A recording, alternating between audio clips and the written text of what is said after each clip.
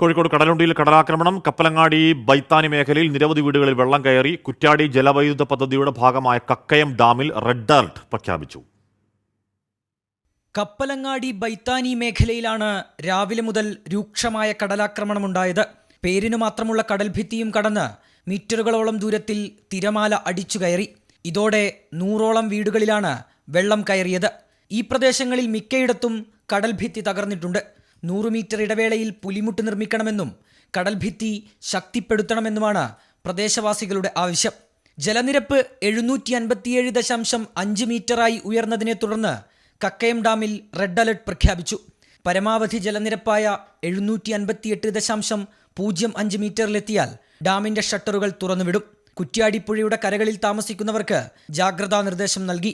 മഴയ്ക്ക് ശമനമുണ്ടായതോടെ മാവൂരിൽ വീടുകളിൽ നിന്ന് വെള്ളം ഇറങ്ങിത്തുടങ്ങി. എന്നാൽ കച്ചേരിക്കുന്ന് ഭാഗത്തുള്ള പല വീടുകളും ഇപ്പോഴും വെള്ളത്തിനടിയിലാണ്. 24 കോഴിക്കോട്.